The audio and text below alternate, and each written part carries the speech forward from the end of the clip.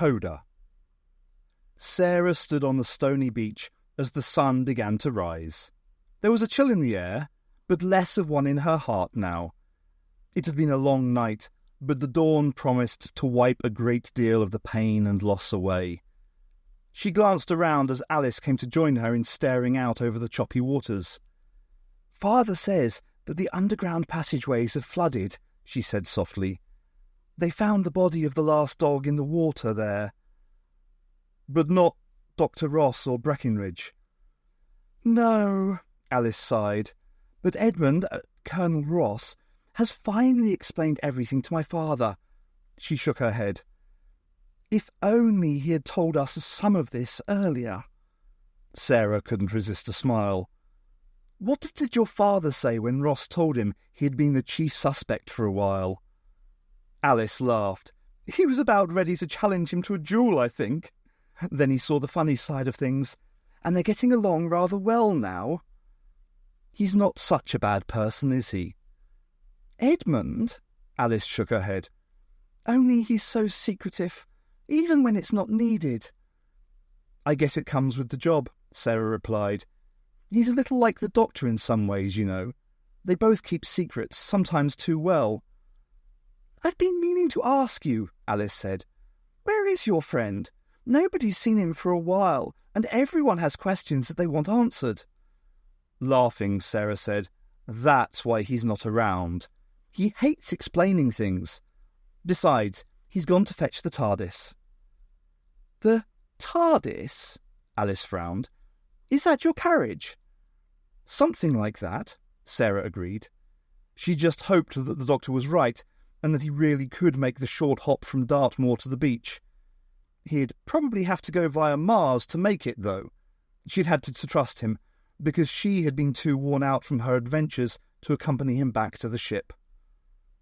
Another figure stumbled down the path from the town towards them.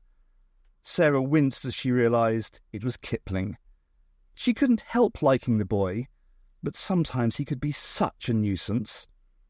"How are you feeling?" she asked him. "Like I've got a hangover," he admitted.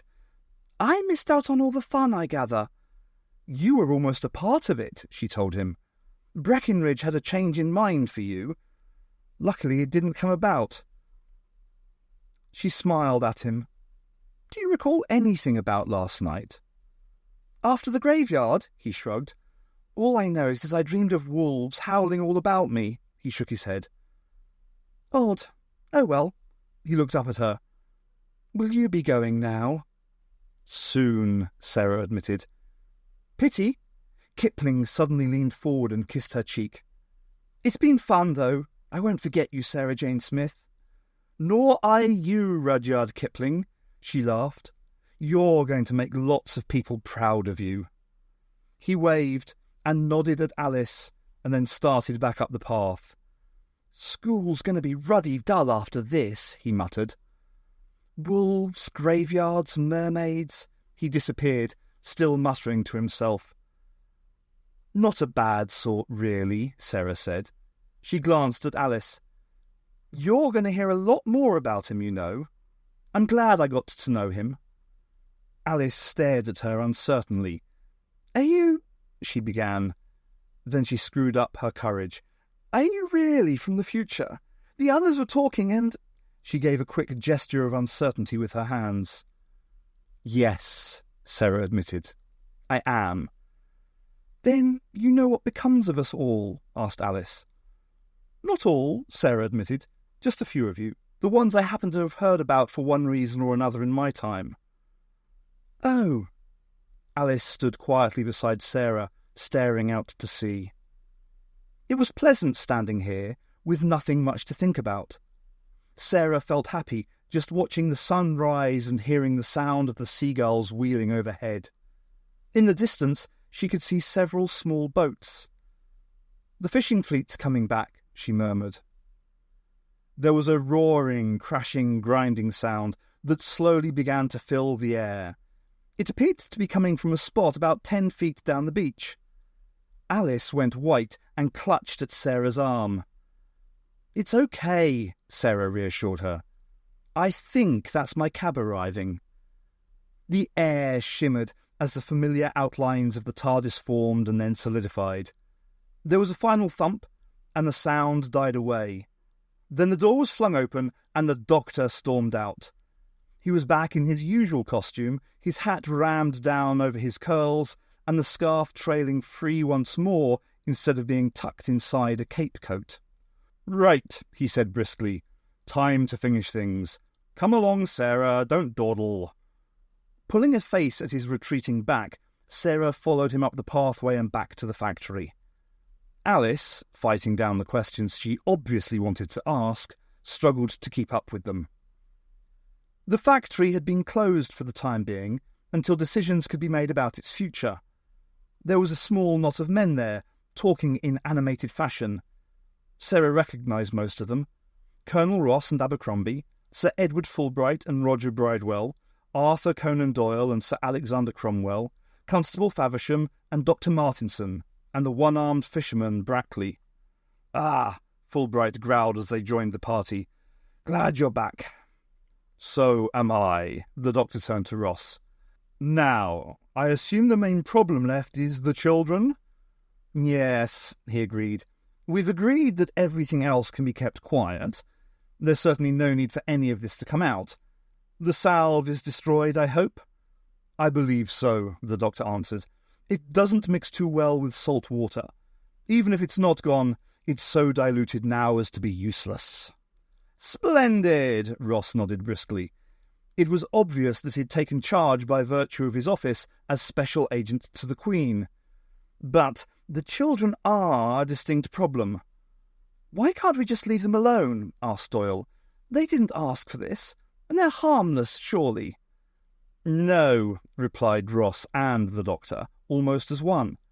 The Doctor glared at him, and then amplified his response. "The human race isn't ready to share this world with another species, Doyle." The Doctor looked grim. "And that's what those children have become. They can't stay here." He glanced at Ross. "There are always people who wouldn't rest until they were destroyed. Or worse. I've a friend called the Brigadier who's a bit like that. He means well, but sometimes jumps the wrong way." He stared at Ross. "One of your failings," he added candidly. "Possibly," agreed Ross, "but this is a real problem. And unless you have a better solution, I'm going to have those mer beings hunted down and killed." Doyle frowned. "A brigadier who means well," he mused. Then he blinked and stared at Ross. "What you propose is nothing short of murder," he snapped. "Don't you think I'm aware of that?" asked Ross. He looked very pained. "But I cannot allow those creatures to exist. They may be children now, but one day they will grow up and breed. Then we will have a nasty mess on our hands. Who knows how their minds will work?" "Those creatures are, as you say, children," the Doctor frowned, "and I cannot condone your solution. I propose instead that I remove them from this planet and take them to another where they can set up their own society in peace." "Another world?" spluttered Sir Alexander. "Are you out of your mind?" "No," Ross answered. "He isn't." He nodded to the Doctor. "An admirable solution. As I say, I've no wish to harm them. Do you think they'll agree to this?" "Given their options," the Doctor answered. "How can they refuse?" "Quite." Ross held out his hand. "Well, Doctor, I wish you luck. As soon as everything is tidied up here, I'll be returning to London. Then, who knows where?"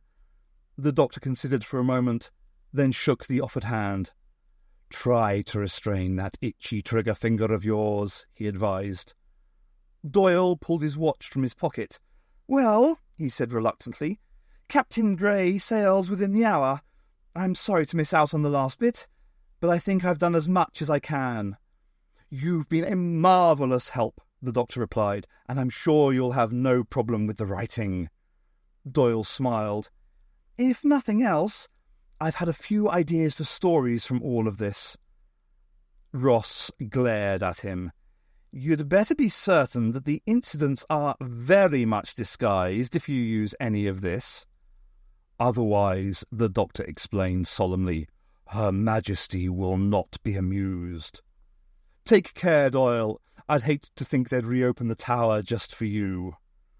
With a cheery wave, Doyle headed back towards the docks and the waiting Hope. Sarah turned back to the doctor. These mermaids, she said. You think you can talk to them? Can they still speak English? I doubt it, the doctor informed her. I suspect they use a modified sonar method for speech derived from the dolphin base. Fortunately, I speak dolphin fluently. He strode off towards the beach. Is he joking? Asked Alice. Haven't the vaguest idea, Sarah answered. She wouldn't be too surprised if he were telling the truth. On the other hand, it could have been one of his jokes. Well, I guess it's time for me to say goodbye. Take care, Alice. It's been fun. That's one word for it, replied Alice. But it's not the first one that springs to my mind. Take care, Sarah. Shall we see you again? Sarah gave her a grin. Save me a slice of the wedding cake, she suggested. I'll see if I can't pop round to eat it. Cheerio. Are you coming, Sarah? Called the doctor without looking around. With a final wave, Sarah dashed after him. Back in her room in the TARDIS, Sarah changed into her borrowed swimsuit. The iridescent fabric moulded itself to her body again. Then she grabbed a towel and set off down the corridor towards the bathroom. The TARDIS was in flight once again. Soft hums filled the corridor, just on the threshold of audibility. The doctor had set the coordinates and vanished off in one of his mysterious mood swings again. Sarah didn't care how long the flight took, or even really where they were going. Some water planet in Andromeda was all the doctor had bothered to explain. She pushed open the door to the bathroom and walked in. A large beach ball bounced off the tiles in front of her. High-pitched squeaks came from the pool. Laughing, Sarah chased the errant ball and tossed it back. In the pool, 20 mare children were romping and enjoying themselves. They were splashing, mock-fighting, and laughing in squeaky voices. It was self-evident that they were happy. They had accepted the doctor's offer of a new home without hesitation. Sarah slipped into the water to join them. It was warm, and there was a tang of salt. The doctor had tipped in a bucketful to enable the mare children to survive in the pool. Sarah pushed off from the side and swam out to join her new friends. The leader, Lucy, came to join her with a nimble flick of her tail. She held up her hand, palm forward, and piped a happy greeting. Holding her own palm flat against Lucy's, Sarah smiled. "Hello, friend," she replied.